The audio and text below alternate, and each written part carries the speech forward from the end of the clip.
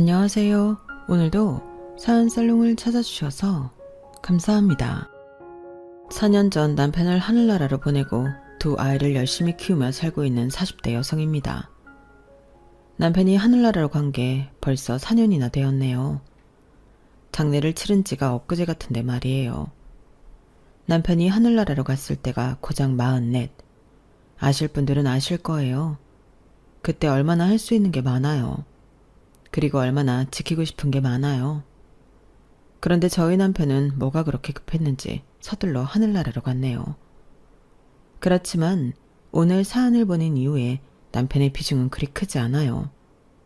모두 남편이 하늘나라에 간 뒤에 일어난 일이니까요. 예상하셨다시피 시댁 문제예요. 남편이 하늘나라에 간 뒤에 시댁과 저의 관계가 많이 달라졌거든요. 그 이야기를 해보려고 해요. 남편이 하늘나라로 간 뒤 저는 시댁과의 관계를 정리하거나 단절할 생각은 없었어요. 그렇게 나쁜 사이도 아니었고 남편이 갔다는 이유로 더는 안 보는 것도 웃기다고 생각했거든요. 어찌되었든 가족이잖아요. 가족이라는 이름 아래 함께한 지가 몇 년인데요. 그래서 명절이나 제사 때도 찾아뵈었고 가끔은 아무 날도 아닌 때에 연락도 드리곤 했어요. 더구나 시기가 시기였어요. 시아버지가 저희 남편이 하늘나라로 가기 몇 해 전에 돌아가셨거든요. 저는 제 마음보다도 시어머니 마음이 많이 적적하실 것 같아서 연락을 더 자주 드리려고 노력했죠. 다행히 어머니도 저의 마음을 아셨는지 잘 대해주셨어요. 더는 오지 말아라. 우리는 가족이 아니다. 이런 말씀도 안 하셨죠. 여전히 우리는 가족이라고 행동으로 말씀해 주셨어요. 때론 먼저 연락을 하기도 하셨죠. 처음엔 물론 감사했어요. 그런데 저와 시어머니의 관계에도 돌멩이가 하나 생겼어요. 저를 넘어뜨리려는 돌뿌리요. 그건 바로 아주버님과 형님이에요. 저희 남편은 형제관계는 삼형제로 저희 남편이 둘째예요. 그러니까 그 위에 아주버님이 있고 밑에 도련님이 계시죠. 저희 부부가 연애를 할 때 남편으로부터 삼형제에 대해 많은 일화를 들었어요. 아주버님은 남편과 2살 차이로 경찰 공무원으로 근무하시며 어릴 때부터 준법 정신이 뛰어나 형제들이 무단횡단이라도 하면 엄하게 혼냈어요. 예전에 남편이 멋모르고 도둑질을 했을 땐 정말 경찰서에 보내려고 했다는 말도 들었어요. 도련님은 남편과 5살 차이로 애교 많은 막내 동생이었고 어딜 가든 사랑받는 성격으로 친구가 매년 많았어요. 그래서 반장을 놓치지 않았고 학교 회장을 한 적도 있었어요. 여자친구들도 많고 고백도 많이 받아서 되려 형제들이 피곤했다는 이야기도 들었네요. 그리고 지금은 장사를 하고 있어요. 아주 불티나게 팔리는 돼지 껍데기 집이에요. 벌떼는 3형제 중에 가장 많이 번다고 하더라고요. 남편은 저를 그 가게에 데려간 적도 있었죠. 껍데기가 참 맛있더라고요. 그리고 저희 남편은 농업 분야의 연구원이었어요. 농업기술원에서 일했죠. 남편의 성격을 한 단어로 이야기하면 토끼 같은 여우라고 할까요? 토끼처럼 순진한 얼굴을 하면서도 여우처럼 무척 예민하게 상황을 잘 살폈죠. 그래서 사회생활도 무척 잘했어요. 그러면서 본인 일을 놓치지 않았고요. 정말 유망한 연구원이었어요. 저는 그 말을 듣고 시어머니께서 자식 농사 하나 기가 막히게 잘 지으셨구나 생각했어요. 어떻게 아들들 중 어디 하나 모난 데 없이 잘 클 수가 있죠? 정말 시어머니는 걱정 하나 없겠다 이 생각이 절로 들었어요. 그리고 형제들끼리 사이도 엄청 좋아 보였어요. 남자들인데도 매년 생일도 챙겨주었고 여행도 다니고요. 연락도 자주 하는 것 같았어요. 비밀도 없는 것 같았죠. 제가 처음 아주버님을 만났을 때 제가 족발을 좋아하는 걸 아시고 술을 못 마신다는 것도 알더라고요. 그리고 제가 어느 대학 어떤 과인지도 알고 있고요. 그리고 저희 부부가 어떻게 만났는지 이 사람이 어떻게 프로포즈를 했는지도 알고 있었어요. 저희 부부는 우연히 만나게 되었어요. 저희 엄마가 올해 호프집을 하셨거든요. 그게 농업기술원 앞이어서 연구원분들이나 기간제 노동자분들이 많이 오셨어요. 주 고객층이었죠. 남편도 저희 호프집 단골이었어요. 나중에 말하더라고요. 그래도 저에겐 손님이었고 그때까지만 해도 다른 손님과 다를 바가 없었어요. 하지만 그날은 달랐죠. 그날이 어떤 날이냐면요.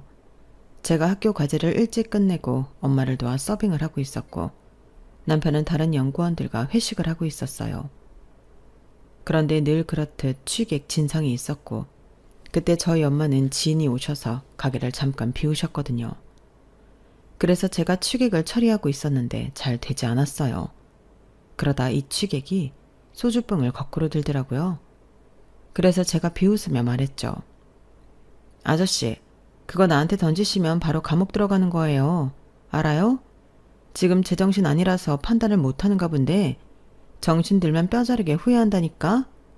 지금 이야기하지만 난 합의 같은 거 없어요. 어? 잘 듣고 있어요? 그런데 정말 휘익하고 소주병이 날아왔어요. 그리고 그 동시에 누군가 일어나는 소리가 들렸죠. 다행히 소주병이 제 얼굴 옆을 지나가 벽을 쳐서 부상은 없었어요. 그런데 어떤 남자가 제 옆에 서 있는 거예요. 그러면서 남자에게 삿대질을 하며 들어본 적도 없는 욕설을 하는 거예요. 그리고 뒤에는 남자의 그런 모습을 보고 놀란 연구원들의 표정이 보였죠. 그리고 벌떡 취객이 일어났는데 남자가 덥석 저를 안았어요.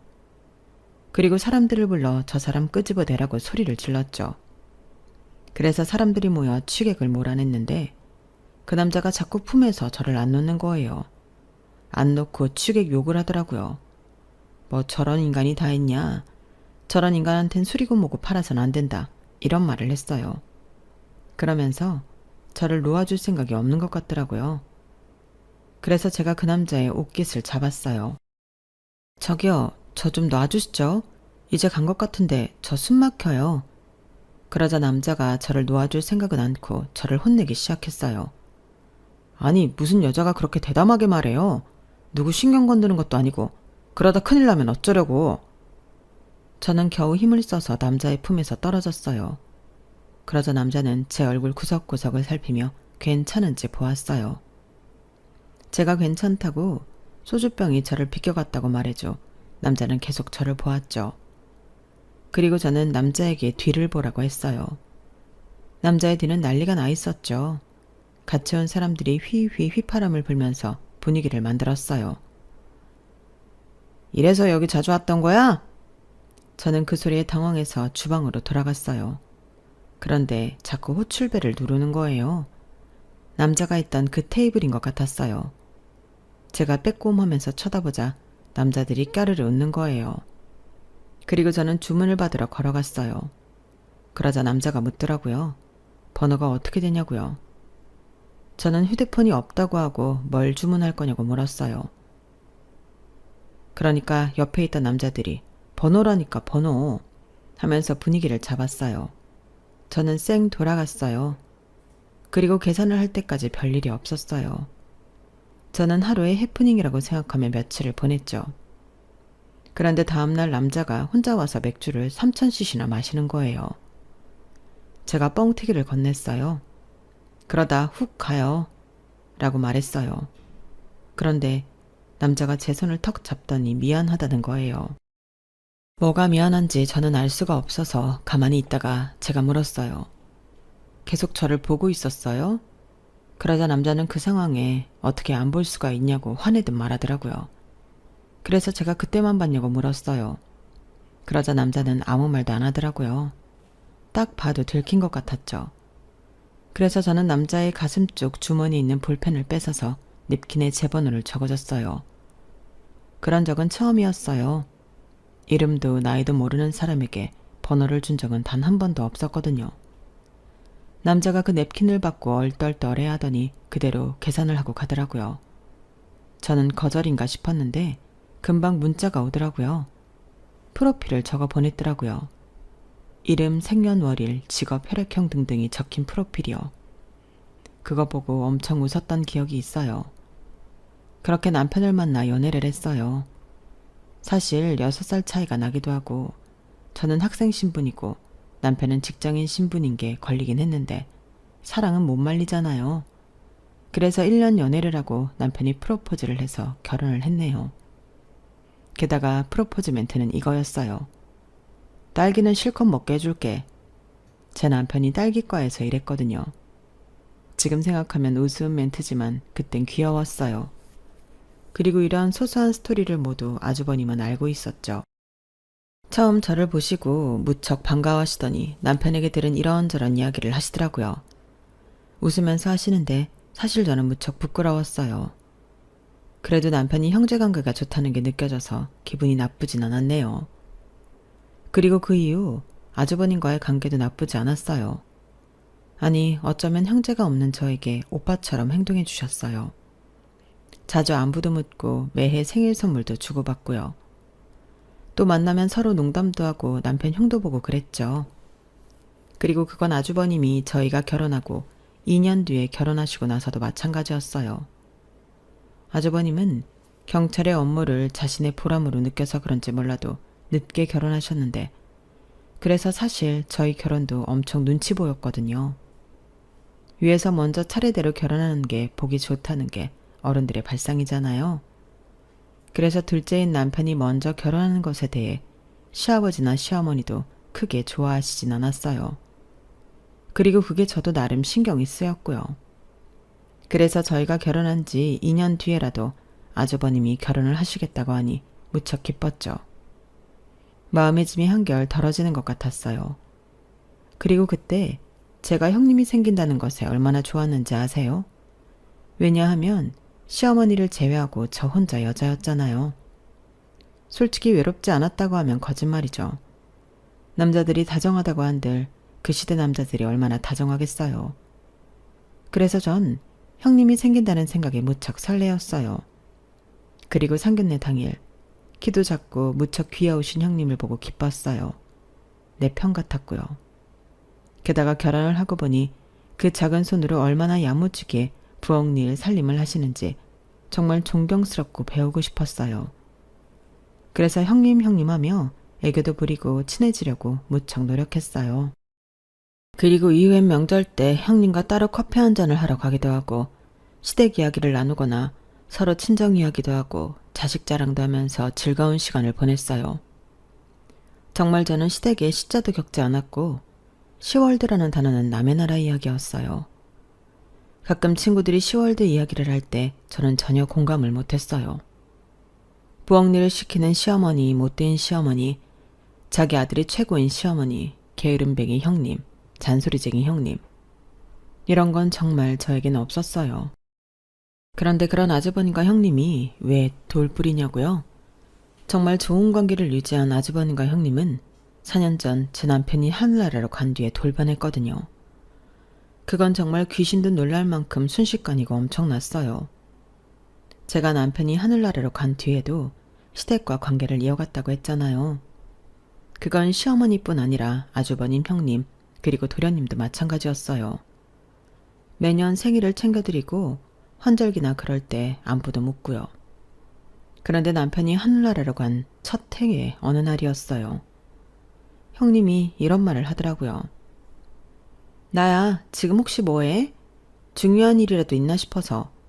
아니, 별게 아니라 오늘 애들 아빠 생일인데 집에 올래? 와서 밥이라도 먹고 가. 혼자 있으면 적적할 텐데. 와서 반찬도 좀 가져가고. 알겠지? 형님이 그렇게 말하는데 제가 안 갈 수 있나요? 저는 제가 좋아하는 카페에서 가장 유명한 케이크와 아주버님 좋아하시는 와인을 사들고 갔어요. 그리고 초인종을 누르기도 전에 형님이 문을 벌컥 열었죠. 이봐, 우리 동서는 센스가 넘쳐서 케이크 사온다니까. 아니, 우리 애들 아빠가 케이크는 필요 없다 하는데 애들이 꼭 있어야 한다는 거야. 그래서 내가 네 작은 엄마가 사올 거야 라고 했거든. 봐, 얘들아, 너희 작은 엄마는 사온다니까? 그러면서 케이크와 와인만 쏙 빼들고 들어가는 거예요. 저는 덩그러니 잠시 현관에 남겨져 있다가 눈치를 보며 들어갔어요. 사실 그때 형님네 집을 처음 가봤거든요. 아무리 친해지려고 해도 집은 못 들어가게 하던 형님이셨어요. 제가 데려다 드려도 차 한 잔 안 주셨죠. 그래서 긴장하며 들어갔는데 웬걸 생일상이 전혀 차려져 있지 않은 거예요. 그리고 형님이 자기 손목을 보여주더라고요. 형님의 손목엔 아대가 있었어요. 왜 그러시냐 물으니 일을 자꾸 해서 엉망이야. 병원에서 아무것도 하지 말라더라고. 그러면서 장은 다 봐왔다며 냉장고에서 꺼내서 준비해주면 된다는 거예요. 저는 처음엔 어리둥절했지만 아주버님 생일이기도 하고 제가 매번 모바일 쿠폰만 보냈지 미역국은 끓여드린 적이 없어서 미역국을 끓였어요. 그리고 잡채거리가 있길래 잡채도 하고 동태가 있길래 동태전도 했네요. 그렇게 상을 차리고 다들 앉았는데 아주버님 식구가 4명이거든요. 저 혼자 끝에 앉아서 박수치고 노래 불렀어요. 기분이 묘하더라고요. 식구인데 식구가 아닌 느낌? 그리고 그건 다음 연도에도 그 다음 연도에도 계속되었어요. 아주버님뿐만 아니라 형님 그리고 조카들 생일 밥상을 차리거나 어떤 좋은 식당에 초대받아 가놓고 계산을 하고 나왔죠. 그리고 제가 화장품 반문 판매를 하거든요. 이게 생각보다 개인적인 시간이 좀 많아요. 그래서 혼자 카페에 가서 책도 읽고 그러는데 어느 날 형님이 전화가 오셨어요. 동서 바빠? 지금 수화학원 끝났는데 좀 데리고 올 수 있어? 내가 손목이 안 좋아서 운전을 못해. 그리고 수아 데리고 오면 나중에 수진이도 픽업 부탁해. 해줄 수 있지? 그것도 처음엔 무척 당황했는데 형님의 자연스러운 태도와 이제껏 저희가 나눈 관계를 생각해서 몇 번 해줬어요. 그러니까 나중에 나에 당연해지더라고요. 멍청하게 저 또한 그 시간을 비워두고 일을 하기 시작했어요. 그리고 매번 화장품을 공짜로 달라고 하셨어요. 한 번도 그러신 적이 없었는데 말이에요. 제가 명절 때마다 드리는 명절 선물 세트 화장품도 안 받는다고 자기는 쓰는 것만 쓴다고 하셨거든요. 그런데 갑자기 화장품부터 세제, 샴푸 같은 것들을 그냥 달라고 하시는 거예요. 그런데 정말 이게 말하기가 애매했어요. 형님, 갑자기 왜 그러세요? 라고 하기도 그렇고 형님 요새 너무 달라지셨어요. 라고 하기도 그랬어요. 그래서 둘러놓고 참다가 이런 말을 하긴 했어요. 그래도 가족 행사인데 제가 낄 수 있나요? 저 이제 괜찮으니까 안 불러주셔도 돼요. 그리고 화장품은 제가 이제 나눠드릴 수 있는 게 없어요. 회사에서 지급하는 정도를 다 빼와서. 형님도 회사 생활 해보셔서 아시잖아요. 회사가 늘 갑인 거. 그쵸? 그러니 형님은 하하 웃으면서 그러시더라고요. 그렇게 해봤자 다단계 아니야? 내가 봤을 때 계속 그런 일 하다간 몸 상하고 마음 상한다? 그리고 내가 달라고 했으면 얼마나 달라고 했다고? 그리고 가족 행사지만 어쨌든 동서도 가족이잖아. 설마 이젠 우리 가족 아니라는 뜻이야? 그건 너무 서운한데. 내가 생각해서 부르는 거야. 혼자 있으면 외롭고 적적하고 그럴 때 나쁜 생각이 들거든. 그러니까 사양하지 않아도 돼. 우리가 이해할게. 저는 대체 형님이 뭘 이해하겠다는 건지 알 수가 없었어요. 그래서 제가 아무 말이 없었어요. 그러자 수화기 너머로 형님이 하하 웃으면서 꽤나 본격적인 말을 하셨어요. 이를 악물고 말하는 게 저한테도 느껴졌죠. 우리가 얼마나 아량이 넓은데 안 그래? 고작 아들 하나 낳았다고 이거 하네 저거 하네. 치사하게 어머님도 아니고 할머님을 등에 업고 말이야. 내가 그거 다 감수하고 이해하고 얼마나 아량이 넓어. 동서는 운이 좋은 거야. 나 같은 형님을 만나서. 그렇지? 그 순간 저는 알았어요. 형님이 제게 앙금이 있다는 걸요. 사실 제가 시댁에서 부엌 일을 제일 안 했다면 제일 안 했어요. 주로 제가 하는 일은 간보기, 밥상에 음식 올리기, 할머님과 수다 떨며 고스톱 치기 그런 거였죠. 그렇게 된 이유는 몇 가지가 있었지만 그중 하나는 형님이 말한 대로 아들을 낳았기 때문이었어요. 저희 시댁엔 시어머니, 시아버지도 계시지만 할머님이 계셨거든요. 시아버지의 어머니 말이에요.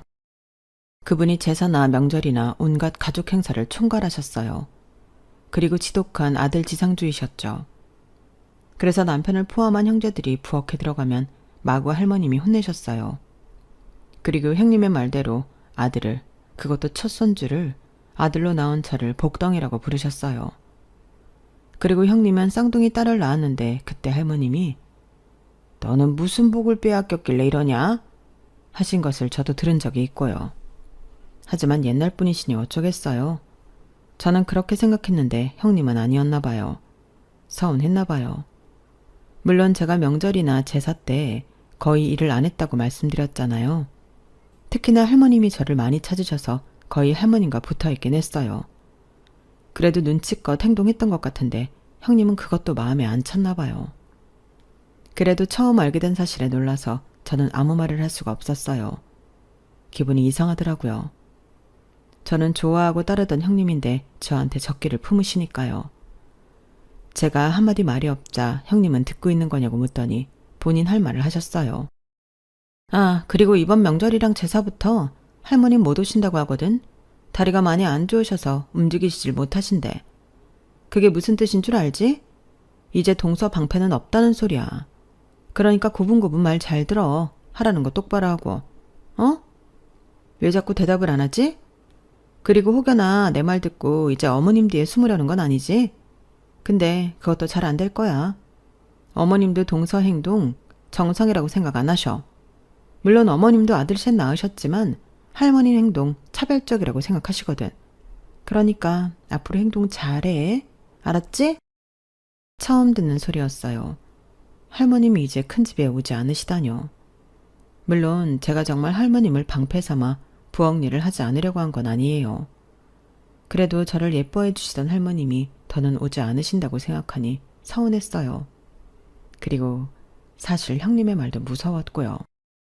그렇게 다음 제사가 되었어요. 제가 큰 집에 도착하니 정말 할머님이 안 계시더라고요. 그리고 제가 할머님을 찾는 눈빛을 보았는지 형님은 저를 비웃으면서 팔짱을 꼬시더라고요. 왜? 할머님 찾아? 내가 말했지? 이번 제사 때부터 영영 안 오신다고. 이제 동서 시대는 끝났어. 동서가 아들 낳은 거? 이제 아무것도 아니라고. 자, 어서 옷 갈아입고 앞치마 매. 그리고 부엌으로 가서 어디 한번 알아서 제사상 차려봐. 형님은 그러시면서 소파에 털썩 앉았어요. 그리고 그 옆엔 시어머니가 계셨는데 시어머니는 제 얼굴을 쳐다도 보지 않으셨죠. 그래서 저는 옷을 갈아입고 앞치마를 메고 부엌으로 들어갔어요. 부엌엔 종량제 봉투에 장을 봐온 게 그대로 있더라고요. 저는 하나씩 냉장고에 정리하면서 제사상을 준비했어요. 사실 이렇게 제가 처음부터 준비하는 건 처음이어서 난감했어요. 제가 사실 제사상에 대해 아는 게 하나도 없었거든요. 어떤 음식을 준비해야 하는지, 어떤 위치에 어떤 음식을 두어야 하는지 아는 게 하나도 없었죠. 그래서 인터넷을 뒤져봤는데 그래도 모르겠더라고요. 그래서 결국 거실로 나가 이실 짓고 했어요.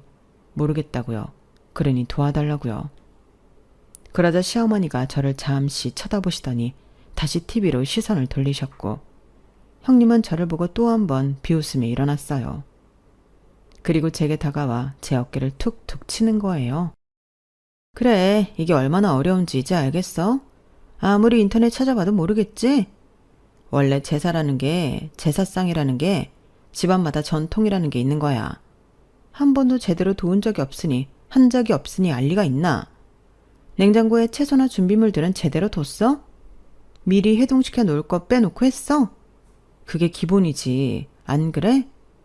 동서 집에서 음식 하나도 안 해먹는구나? 매일 사 먹니? 그런 식으로 남편 음식 해줬어? 그게 부인으로서 할 짓이야? 형님의 추측은 거의 맞았어요. 저는 제 남편이 먹을 음식도 제가 먹을 음식도 제 자식들이 먹을 음식도 최상의 것들로 사 먹었어요. 제가 화장품 방문 판매 일을 한다고 했잖아요. 그게 여유 시간은 많지만 의외로 신경 쓸 게 많아서 요리를 해서 끼니를 챙기는 건 힘에 붙였어요. 저는 형님이 그걸 어떻게 알았냐는 눈빛으로 형님을 쳐다봤어요. 그러자 형님은 그 눈빛을 읽으시곤 당황하시더라고요. 그러니 서방님이 빨리 돌아가셨지. 더 오래 사실 수 있는 분이셨는데 부인 잘못 만나서 안타깝게도 해라. 그렇게 말씀하시는데 그 순간 저도 참을 수가 없었어요. 형님은 일도 안 하시잖아요. 저 그래도 저희 집 가장이었어요. 그런데 어떻게 제가 완벽하게 주부의 일도 해요. 제가 몸이 여러 개인 것도 아닌데요. 형님 정말 말씀이 너무 심하신 거 아니에요? 제 말을 듣고 형님은 팔을 꼬더니 헛웃음을 쳤어요. 그걸 변명이라고 내어놓는 거야? 그게 변명이면 세상에 위대한 어머니라는 말이 왜 나왔겠어? 어머니는 위대한 거야. 그리고 부인도 위대한 거야. 우리는 그것보다 더한 것도 해내야 해. 정말 동서는 편하게 결혼했다. 편하게 살림하고 편하게 육아하고. 어머님이 이 말을 들으시면 얼마나 속상하시겠어? 자기 아들 잘 키워서 장가 보내놨더니 이렇게 뒤통수나 치고 말이야. 애초에 이랬다는 거 알았으면 동서, 이 집안에서 내쫓아도 무방해. 알아? 그리고 형님은 턱으로 부엌을 가리키셨어요. 이제 그만하고 들어가라는 소리였죠. 저는 그 뜻을 알고 뒤를 돌아 부엌으로 들어갔어요. 그런데 뒤이은 형님의 말씀이 제 발걸음을 멈추게 했어요. 설마 남편 사망 보험금 때문에 그랬던 건 아니지? 제가 놀라서 뒤를 돌아보았어요. 그러자 형님이 자기가 한 말이 아닌 채를 하시더라고요.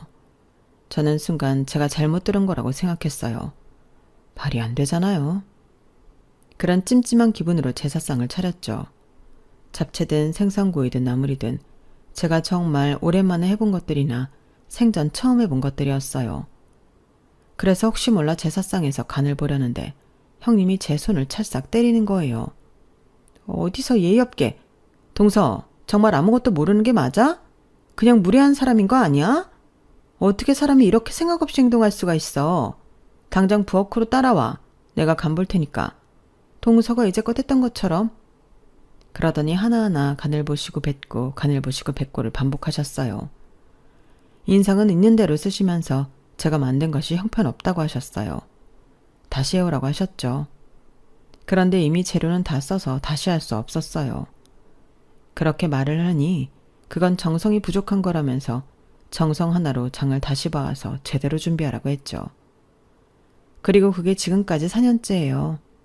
제사나 명절엔 항상 그런 식으로 제가 준비를 하고 가는 형님이 보고 완전 입장이 달라졌죠. 그리고 정말 할머님은 오시지 않았어요. 그런데 올해의 마지막 명절이었어요. 그때도 마찬가지로 제가 식사를 준비했어요. 잡채부터 갈비찜, 나물 각종 전들. 처음에는 어리숙하더니 4년 만에 적응해서 이제는 형님에게 물어보지 않고 명절상을 준비했어요. 시어머니도 놀라셨고 형님은 꼬투리를 잡으려고 혈안이었죠. 무튼 그러다 보니 허리가 끊어질 것 같더라고요. 친척들을 포함해 시댁 가족분들은 즐겁게 하하호호 웃으며 식사를 하시는데 저 혼자 부엌에서 파스를 붙이고 있었어요. 그런데 형님이 언제부터인가 저를 보시고 이러시는 거예요. 무슨 뭘 했다고 파스를 붙여. 이러다 파스 냄새 음식에 다 배이면 어떻게 할 거야. 기본이 안 돼 있어, 기본이. 이제 아주 조금 제대로 한다고 기고만장하지? 다들 맛있게 먹으니까. 동서가 뭐 대단한 거라도 한 것 같지? 그거 아주 큰 착각이야. 알겠어? 그 소리를 집안 사람들이 모두 들었어요. 웅성웅성 하는 소리가 들렸죠. 그리고 이내 아주버님이 오시더라고요. 형님 옆에 딱 서더니 제 팔목에 파스를 보시고 쯧쯧 혀를 차더라고요. 뭐 별거라고. 우리 부인은 몇십 년을 했는데 그래도 파스 한 번 안 붙이고 늘 웃으면서 식구들 맞이했다고? 그게 어렵나? 식구들인데 그게 어려워? 아니 당신이 그렇게 말하지 않았나? 식구라고 생각하는데 뭐 이래? 가서 술이나 더 가져와. 그리고 나중에 할머님 댁에 갈 거니까 음식도 좀 싸놓고. 뭐? 당신이 간다고? 왜 당신이 가지? 내가 장손인데 지금 나조차도 무시하는 건가? 그게 아니면 어떻게 그런 말이 나오지? 우리 부인이 힘들게 해왔던 것처럼 가만히 하라는 일만 하라고. 어? 결국 저는 눈물을 훔치면서 할머님 댁에 가져갈 음식들을 통에 담았어요. 그리고 잠시 후 형님이 오셔서 그걸 보자기에 싸서 가져가셨죠. 그리고 집안 식구들은 하나둘씩 자리를 떠나셨고 저와 시어머니만 남았어요. 시어머니는 다시 소파에 앉더니 제가 하는 것만 빤히 쳐다보셨죠. 마치 감시하는 것처럼요. 그렇게 저는 설거지까지 하고 집으로 돌아왔어요. 그런데 형님에게 문자가 와 있더라고요. 제사가 2달 뒤이니 확실히 준비하라고요. 고생했다 고맙다 이런 말은 기대도 안 했지만 정말 없으니 숨이 턱턱 막히더라고요. 그리고 2달 뒤 제사가 되었는데 제가 며칠 동안 일을 쉬지 않고 하느라 지쳐서 음식을 사갔어요. 마트에서 장을 보는데 나물이랑 전 같은 게 먹음직스럽게 보이더라고요. 사실 이걸 사가면 어떤 소리를 들을지 뻔히 보였지만요. 그때만큼은 될 대로 되라는 식이었어요. 그래, 아니면 말지 이런 마음이었어요. 그래서 저는 나물과 각종 전들을 구매해서 큰 집으로 갔어요. 한 봉지면 충분하더라고요. 그렇게 제사상을 차렸는데 아주버님과 형님이 오셨어요. 형님은 음식 냄새도 많이 나지 않고 부설거리는 소리도 들리지 않으니 저를 단번에 의심하셨어요. 그러면서 대운전을 제사상에서 바로 손으로 집어먹더니 전을 툭 하고 제사상에 던지는 거예요. 이거 사온 거지? 마트에서. 어? 감히 이런 걸 제사상에 올려? 왜? 손목이 부러져서 뒤집개도 잘 못 잡니? 어디 이걸 먹으라고 가져와? 당장 안 치워? 다시 장봐와.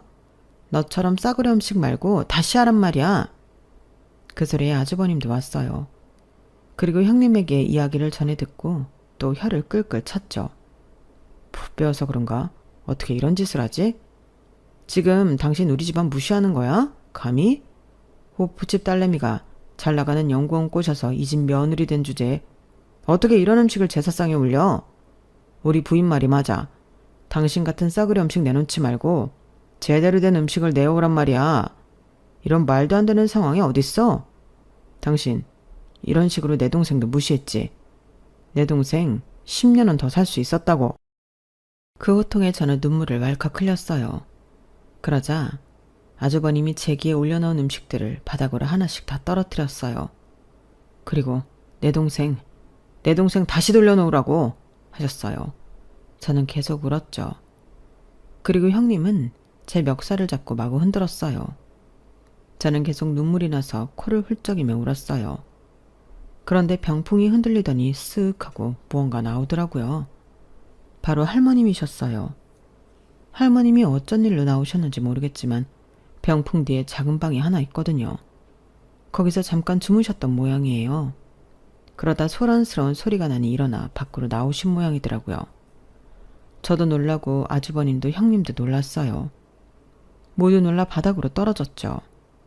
정적이 흘렀어요. 정말 한참 동안 정적이 이어졌죠. 모두 빤히 할머니만 봤어요. 그리고 할머님은 엉망이 된 주변을 둘러보시더니 한숨을 푹 쉬셨어요. 이게 뭐냐?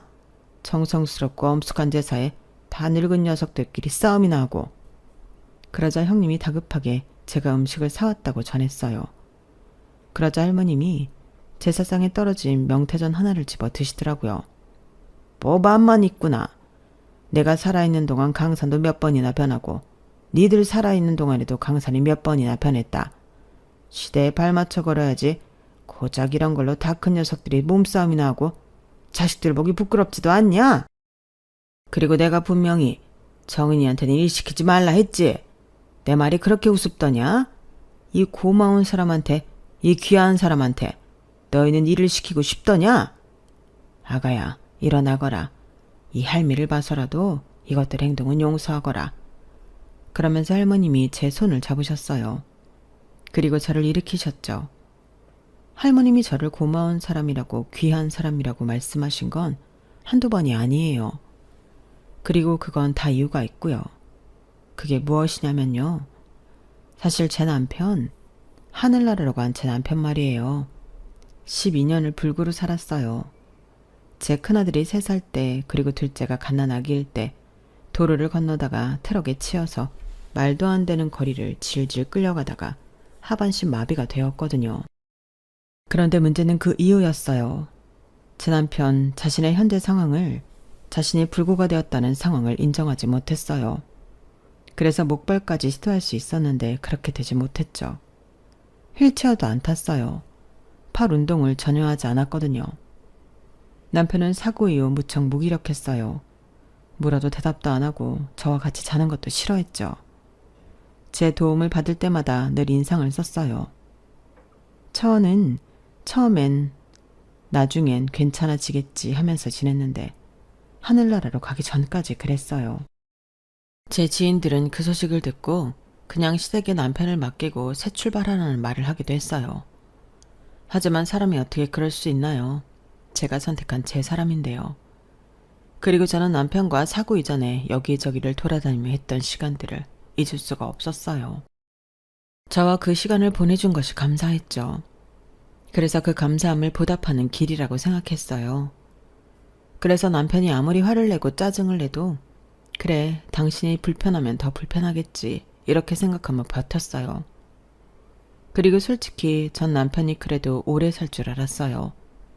침대에 누워만 있어도 좋으니 오래 살길 바랐어요. 물론 미울 때도 있었죠. 저도 사람인데요. 그런데도 빨리 갔으면 싶다는 건 남편이 하늘나라로 가기 직전까지는 없었어요. 남편이 하늘나라로 가기 직전 남편은 무척 아파하고 괴로워했어요. 목에 구멍을 뚫고 호흡기를 달고 있어야 했죠. 그러다 심장이 멈춘 적이 있는데 심폐소생술을 하다가 코에서 피가 팍 터지더라고요. 그때 저는 알았어요. 이 사람이 갈 때가 되었구나. 내가 보내줘야 하는구나. 그래서 연명치료를 거부하고 집으로 돌아와 집에서 남편은 숨을 거두었어요. 세상에서 가장 편안한 얼굴로 말이에요. 울기도 참 많이 울었죠. 막상 간이 서운하고 보고 싶고 그랬어요. 시원하지 않았다면 거짓말이겠지만요. 그러니까 마음이 참 복잡했어요. 딱 하나로는 설명이 불가해요. 그래도 이젠 하늘을 훨훨 날아다닐 남편을 생각하면 웃음이 나요. 그래서 일부러 납골당도 야외로 신청했어요. 먼지도 많고 비도 오고 눈도 오지만 그래도 밖에서 원 없이 실컷 보라고요. 하지만 남편이 하늘나라로 간 뒤에 한동안 납골당 한번 제대로 간 적 없었어요. 쉽게 발걸음이 안 떨어지더라고요. 아무튼 제 남편의 역사는 이래요.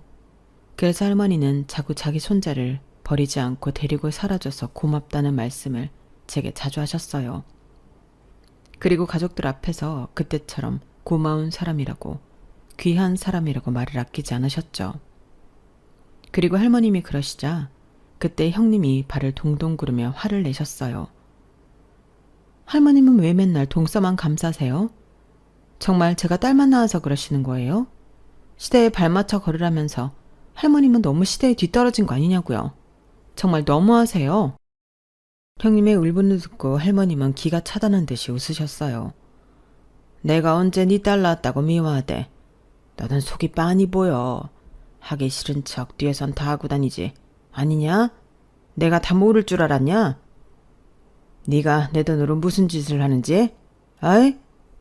할머님이 그 말을 하시자 아주버님이 눈을 동그랗게 뜨셨고 형님은 털썩 주저앉으셨어요. 그리고 두 분은 무릎을 꿇고 두 손을 싹싹 빌기 시작하셨죠. 고개를 조아리며 죄송하다는 말만 연신 내뱉었어요. 혼이 나간 사람처럼요. 할머님은 혀를 끌끌 차셨어요. 네가 내 고추밭에 들어온 순간부터는 내 사람이니까 내가 참고 모르는 척하고 살았다.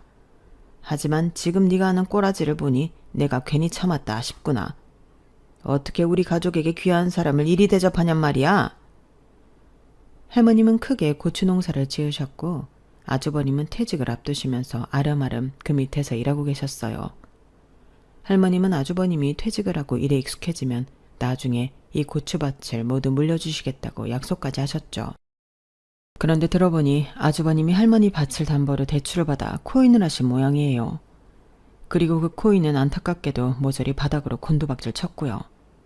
그래서 아주버님과 형님이 저렇게 할머니 앞에 고개를 조아리고 비는 것 같았어요. 그러자 할머님이 혀를 끌끌 차셨어요. 종현아, 네가 내 고추밭에서 일하고 싶다고 왔을 때 나는 너의 눈빛을 봤다. 경찰로 살면서 건강한 네 눈빛을 봤어. 그런데 지금은 어떠냐? 다 죽어서 퀭 해가지고 영 볼품이 없구나. 이제 앞으로 내 밭에 올 생각도 말아라. 그리고 담보대출도 다음 달까지 청산하고. 네가 무슨 일을 꾸미는지는 정확히 모르지만 그게 노름이랑 다를 게 뭐냐? 너 언제나 정직을 내세우지 않았니? 그 신념은 어디로 간 거냐? 그리고 당장 내 앞에서 꺼지거라. 은혜도 모르는 놈은 내 손자로 남을 자격도 없다. 그건 네가 장손이든 뭐든 마찬가지야. 썩 꺼지거라. 네 부인도 같이. 그런데도 아주버님은 고개를 조아리고 계속 빌었어요. 한 번만 봐주세요. 그러셨죠. 하지만 할머님이 대쪽 같은 분이시거든요. 절대 귀에 담아두지 않으셨어요. 들은 채도 하지 않으셨죠. 그리고 시어머니가 큰 집에 들어오셨어요. 자기 큰 아들이 무릎을 꿇고 있으니 놀라서 뛰어와 아주버님을 일으키더라고요. 아주버님은 울고 계셨어요. 형님도 마찬가지고요. 시어머니는 놀라 제게 뭐라고 하셨어요. 그러자 할머님이 소리를 빽 지르셨어요. 너까지 그러느냐? 너는 그러면 안 되지. 아가가 네 둘째 아들을 어떻게 했는데, 어떻게 보살폈는데? 네가 그러면 안 되지. 너도 똑같구나. 똑같이 못났어. 그러시며 시어머니도 내쫓으셨죠. 세 사람 모두 신발 두 채 신지 못하고 쫓겨났어요. 그리고 할머님은 제게 오셨어요. 무릎을 꿇고 있는 제게 오셔서 괜찮냐 물으시더니 미안하다 하시더라고요. 괜찮니? 내가 다 미안하구나. 내가 애들을 바르게 키우지 못해 일어난 일이야. 그러니 내 얼굴을 봐서라도 용서해 주겠니? 그리고 앞으로 여기 올 생각 말아라. 너를 내쫓는 게 아니야. 나는 참 아쉽지만 그동안 고생했구나. 그 말을 듣고 저는 할머님 품에서 엉엉 울었어요. 겨우 진정하고 짐을 챙겨 나왔는데 놀이터에 맨발인 세 사람이 있더라고요. 저를 보면서 삿대질을 하며 다가오더군요. 저는 허리를 펴고 당당히 그들을 맞이했어요. 이 여우 같은 기집애, 감히 할머니 뒤에 숨어 우릴 이 지경으로 만들어? 내가 너 때문에 당한 게 얼만데, 고생한 게 얼만데. 아주버님 돌아가시기 전에도 살랑살랑 여우짓 하더니 어떻게 알았어? 우리가 할머님 땅으로 코인한 거 어떻게 알았냐고. 저는 몰랐는데요. 제가 그걸 어떻게 알겠어요. 제사상 차리는 법도 제대로 몰랐던 저인걸요. 저는 그저 제 일에 충실했을 뿐이고 할머님이 알아봐 주신 거예요. 그게 다라고요. 그리고 형님, 제가 제사상 차려보니 알겠어요. 이거 참 힘든 일이네요. 그런데 있잖아요. 저는 이 집안에 할 도리 이미 다 했잖아요. 딸을 낳았네, 아들을 낳았네. 사실 그건 중요하지 않은 것 같아요. 그리고 아주버님, 그래도 제가 아주버님이 사랑하던 동생 처예요. 아니, 솔직히 아주버님 제 남편 사고 나고 얼마나 찾아왔어요? 손에 꼽잖아요. 그런데 저한테 그런 말 하실 자격이 있으세요? 마지막으로 시어머니, 그동안 감사했습니다. 그래도 저한테 미안하다, 고맙다 이런 말 하실 줄 알았는데 그건 좀 서운하지만요. 그럼 전 가볼게요. 그렇게 전 시댁에서 해방되었어요. 그리고 할머님께는 감사한 마음에 가끔 할머님이 가장 좋아하시는 과자를 가지고 댁에 들립니다. 할머님은 찾아오지 않아도 된다고 하지만 너무 감사하잖아요. 그리고 시댁은 명절과 제사를 모두 없앴답니다. 이젠 전혀 모이지 않는데요. 그리고 아주버님과 형님은 돈을 메우지 못해 아주버님은 퇴직하고 집도 팔고 차도 팔았다고 해요. 차가 무척 비싼 것이었는데 아깝네요. 마지막으로 저는 저번 주에 납골당에 다녀왔어요. 아이들과 함께요. 남편이 하늘나라고 하고 줄곧 가지 못했는데 할머님으로부터 받은 용기로 가보았어요. 웃고 있는 남편의 얼굴이 참 보기 좋더라고요. 후련하더라고요. 여기까지가 제 사연입니다. 은혜 갚은 까치 다들 아시죠? 그 이야기가 전혀 판타지는 아닌 것 같아요. 착하게 살다가 좋은 남편을 만나기도 했고 정과 의리로 그리고 사랑으로 남편을 보살펴 언제나 제 편인 할머님도 얻었잖아요. 그리고 그분이 제게 시원한 복수를 해주기도 했고요. 소중한 마음은 언젠간 부메랑처럼 되돌아올 겁니다. 반드시요. 모두들 꽃길만 걸으세요. 여러분, 사연 댓글에 응원과 현명한 조언 부탁드려요. 좋아요와 구독은 저에게 큰 힘이 됩니다. 오늘도 좋은 일 가득하세요.